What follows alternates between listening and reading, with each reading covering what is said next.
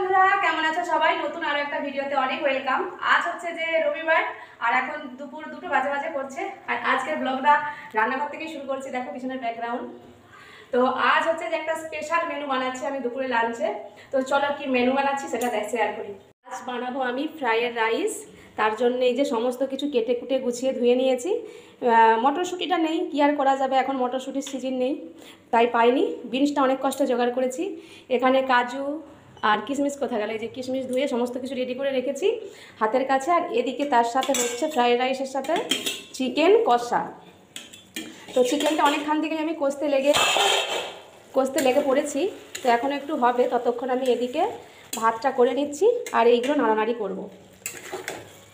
তো এটাই দুপুরে আজকে একদম গরমের মানে অতিরিক্ত গরমের দিনে আমার স্পেশাল মেনু। কি করব বলো, গরম যদি থাকে তাহলে আর কি খাবো না? কতদিনই বা নর্মাল খাই বলো? জিভের আর সহ্য হয়নি এই ধোয়া তরকারি খেতে খেতে খেতে। যদিও ধোয়া তরকারি একদমই হয়নি আমার ঘরে। তো যাই হোক, তো চলো করে ফেলি। আর সকাল থেকে উঠে অনেক কাজ হয়েছে আজকে, জানো তো, ওই জন্য সকাল থেকে ভিডিও অন করতে পারিনি। তো যা ভেজা জামা কাপড়গুলো এখনও মিলতে আছে ওগুলো মিলবো। আর যা রোদের তাপ কী আর বলবো। তো চাপ নেই, যখনই মিলি না কেন শুকনো হয়ে যাবে, ওই জানলাতেই মিলবো। কারণ জানলাটাই ভেজা জামা কাপড়গুলো মিললে ঘরটা একটু ঠান্ডা ঠান্ডা লাগে।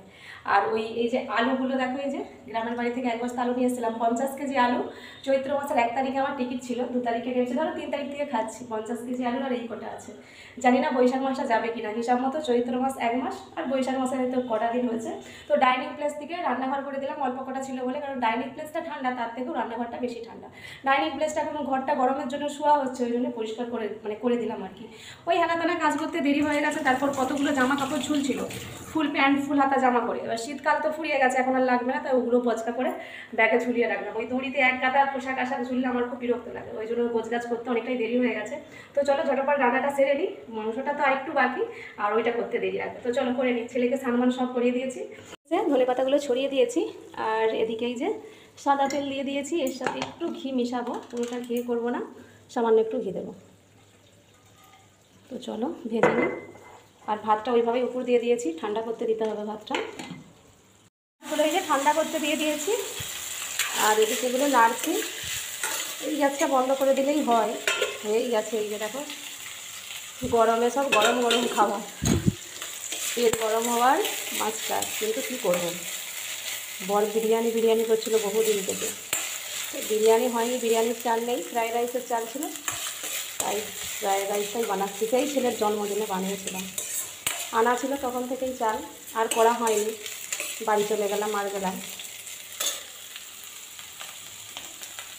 তো সবজিগুলো আলাদা ভাজিনি, আগে কিছু দিয়ে ভেজে নিয়েছি। আগে ওই বিমগুলো দিয়েছিলাম, তার কিছুক্ষণ পর গাজর আর ক্যাপসিকাম দিয়ে দিয়েছি, কাঁচা লঙ্কা সামান্য কটাগুলো দিয়ে দিয়েছি। আর কাজুগুলোকে আলাদা ভাজছি। কাজুগুলোকে ভেজে তুলে রাখলে আর নামাতে হতো না, একই সাথে হয়ে যেত কাজু আর কিশমিশটা, কিন্তু মনে ছিল না। এদিকে যে মাংসটা নামিয়ে নিয়েছি, কোড়াটা ধুবো। তো চলো ঘেমে নিয়ে যাচ্ছি। কাজু কিশমিশ ভেজে নিয়েছি, এবার চিনি দিয়ে দিচ্ছি, দিয়ে তারপর ভাতগুলো তুলে দেবো একসাথেই করে ফেলছি। আর আলাদা করে ওই কাজু ভেজে নামাইনি, আবার কিশমিশ ভাজো, এরকম করে নামিয়ে করিনি, একবারই করে ফেলছি। তো চিনিগুলো দানা দানা আছে, একটু গলবে। ভাতগুলো তো হবার সময় নুন দিয়ে দিয়েছি, আর নুন দেওয়ার দরকার পড়বে না, ঠিকই আছে। এবার পরে চেখে দেবো। দেরিতেই উনুন জ্বেলেছি, ভাবতে পারিনি যে হয়ে যাবে বলে। এখন কটা বাজে? 2:04। ঠিক আছে, পরে এসে গ্যাসটা মোছামুছি করবো, তাহলেই হয়ে যাবে। তো এটাই আর কি। নিচে সবজি কিনতে গেছি, মাংস কিনতে গেলাম, সবজি আনতে গেলাম, ওই করে 12টার সময় নেমেছি। ওপরে এসেছি 12:30টার সময়, দুবার ধরে গেলাম। তো ওই জন্য আরও দেরি হয়ে গেছে। তো এখন এই যে আলুটা নিয়ে এসেছিলাম, খুব ভালো হয়েছে জানো তো, যখন কিনে নিয়েছিলাম। তো যেটা বলছিলাম, যখন আমরা গ্রামের বাড়ি থেকে আসি, ওখান থেকে 50 কেজির বস্তা নিয়ে এসেছিলাম। 50 কেজির বস্তায় কত নিয়েছিল? 800 টাকা, মানে হিসাব মতো কেজিতে 14 টাকা করে পড়ছে। বাট এখন দোকানে আলু বিক্রি হচ্ছে 30 টাকা কেজি, ভাবতে পারছো তাহলে বস্তা কত পড়বে?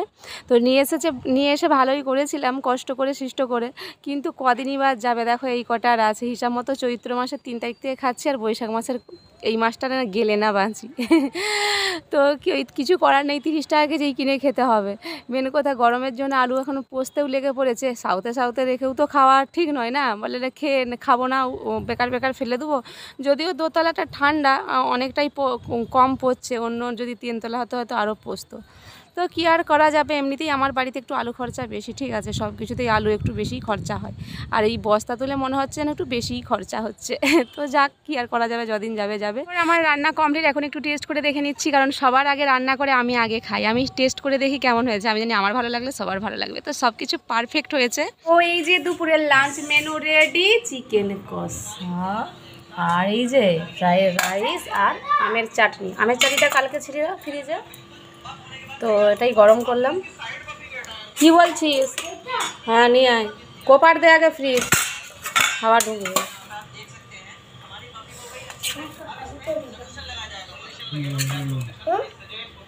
ওতে জল কম আছে, ঠান্ডা বেশি হয়ে যাবে।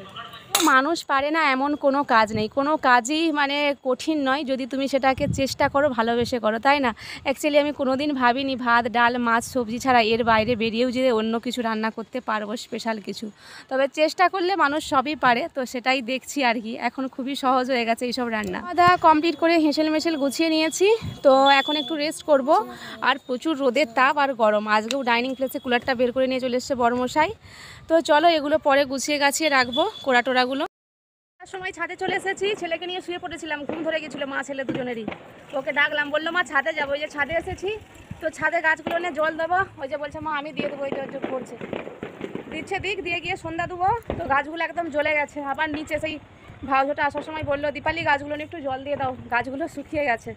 তো চলো, ছেলে বলছে আমি দেবো দিক, তারপরে গিয়ে যা দিচ্ছে দিক, তারপরে দেখে নেবো, যদি ঠিকঠাক দেয় তাহলে আমাকে আর দিতে লাগবে না, গিয়ে সন্ধ্যা দেবো। সন্ধ্যা হয়ে এসছে। তো চলো, ভিডিওটা এডিট করছিলাম, তো এখানে ভিডিওটা এডিট হয়ে গেছে, এক্সপোর্ট করতে করতে গাছগুলো নিয়ে আমিও হাতাবাতি জল দিয়ে দিই, ঝপঝপ করে হয়ে যাব, গিয়ে আবার সন্ধ্যা দিতে হবে, আপলোড করে তারপরে সন্ধ্যা দেবো।